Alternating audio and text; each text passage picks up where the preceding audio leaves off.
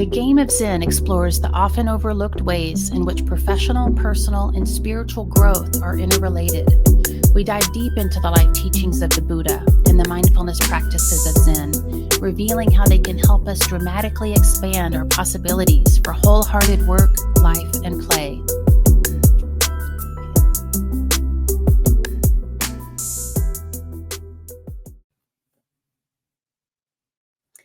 Hello and welcome. Thanks for joining us for the first episode of the Game of Zen podcast. I'm happy to be here in Boulder, Colorado with my good friend, Sensei Paul Gyodo Agostinelli. In this podcast, we'll explore ways in which the practices and principles of Zen help us in life and business. Paul, why don't you start with a little introduction? I will, and I'm happy to have you here, Scott, in Boulder. So my name is Paul Gyodo Agostinelli. I'm a sensei, a transmitted teacher in the Zen Buddhist lineage. And I've been practicing Zen for over 30 years, and I've been teaching formally for over 10 years. For the last 25 years, I've been integrating my practice and my teaching of Zen with a long entrepreneurial career, mostly in technology, but also in a few other ventures that I've started over the years. And what is most kind of fruitful and interesting to me right now is integrating the practices and principles of Zen into our daily life, especially in entrepreneurial work. So I've joined together with Scott to put this podcast together and share those with you. Yeah, and I'm Scott Berman. I'm an entrepreneur with a background in jewelry, digital marketing, venture capital, NBA basketball.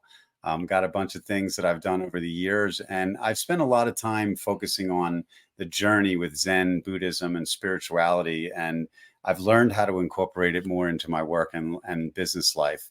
I was very fortunate to meet Paul a couple years ago. And so, Paul, why don't you talk about how we first met and came together? Yeah, it was really fortuitous. I had hung out my shingle as a professional coach on LinkedIn, and Scott was one of the first people who just really resonated with what I was putting out there, and I was very grateful for that because he has a very deep spiritual aspiration as well as a very high functioning professional kind of career, and that's exactly the people that I want to work with and the people in the world who I think can make a really big difference in the world by actualizing themselves in their work in a way that's really wise and really informed by the compassionate principles of Buddhism. So it was really great to get together, and we worked together as coach and coachee for a couple of years, and we've been kind of keeping in touch ever since then. Yeah. And you had the idea for this podcast not that long ago, and it just felt like the right thing to do. It did. And what I'm grateful for is I've been very interested in this for many years, but the last couple of years since we met, it's really taken me to another level. And it happened at the beginning of COVID, actually. And I was sitting at home and reading a lot of books about Buddhism, trying to do, work in different projects that I was working on. And then we started working together, and I realized very quickly that my learning could go to another level and I could apply it daily. And like we would talk about things, and then the next day I would be working on some project, and I would think about something that you talked about, and I would incorporate it right into the conversation. And it really helped a lot. Yeah. So tell us more about what the podcast is going to be about, and the subject matter that we're going to talk about and how we're going to structure this. Yeah, well, Zen is a lineage of Buddhism which is very practical. It's maybe the most practical of all of the lineages of the spiritual traditions that have come from the East. It's really focused on everyday life, waking up in everyday life, and waking up in terms of whatever the work it is you're doing, whether it's in the household or whether it's in a business that somebody else owns, or whether it's in a venture that you've created yourself. Everything is always very relevant to the daily life. So if you learn these principles of Zen and Buddhism about compassion and generosity, but you're not actually practicing those on an everyday basis, really bringing them alive, then they're completely meaningless. And that's what when we look at the Zen teachings and the Buddhist teachings with this understanding, how can we put this into practice every day in our work? We can really bring alive a more fulfilling life. And it does tend to produce greater success in your professional life. And something about this is, we'll probably be a subject for us to talk about. Mhm. What does success mean, really? But when we orient ourselves to being successful in our inner sphere, our deepest values, if you will, and we put those into practice in our work, then we can thrive all together. So we'll be looking at the practices and the principles and the vows and the directions around really practically putting these into play in our professional lives. Yeah. So I think, and what I think I've found most valuable too is that really it is everyday life.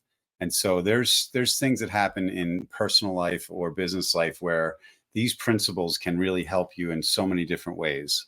And as my practice has gotten deeper, I've learned how to incorporate it, really multiple times a day. My meditation has gotten stronger, but also how I'm dealing with other people.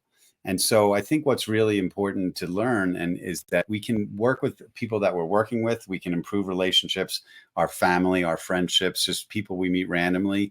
And we can incorporate these teachings into every part of our life. And so since I've been studying with you and reading more, I've learned how to do this like multiple times a day. And I've noticed that it gets better over time. So I think one thing that there's a cumulative effect of the practice where it gets stronger. The more I learn, the more I incorporate it, and then it grows. Yeah, Yeah. yeah, exactly. And I want to say I'm not perfect. I'm not an expert in all these things. So I've just traveled a path of trying my best to bring these wisdoms and practices, alive in my personal life. So we're all works in progress. Mm-hmm. And I think if we look at our lives with a healthy sense of humor and be willing to fail and make mistakes, amazing things happen.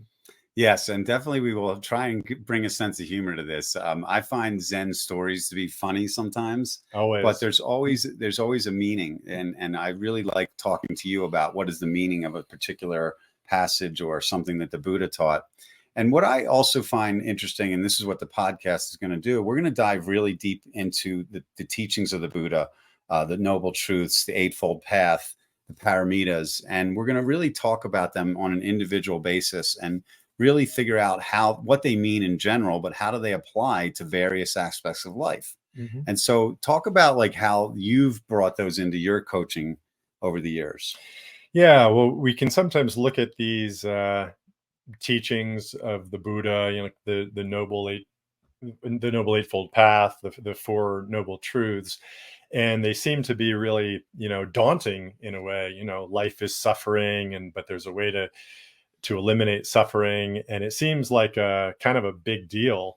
And it is a big deal, but it's actually a really deep deal because it just speaks to our true natures, the nature of this human existence, and what's happening in our lives every day.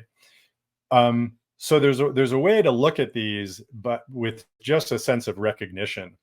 These aren't commandments in any way. They're actually observations that the Buddha made from his deep reflection.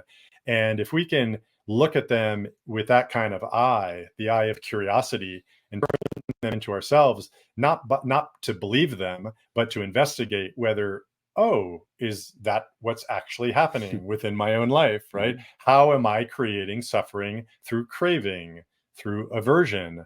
Is there a way to do something about that, right? I mean, modern understanding, modern neuroscience is more and more learning that through neuroplasticity that we really can change our experience dramatically.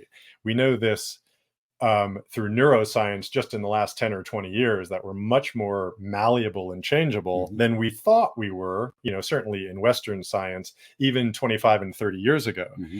So this is a really powerful way of self-reflecting on these things with this sense of curiosity and say, well, what can I do here? And it's tried and true that these practices of reflection actually can change our experience.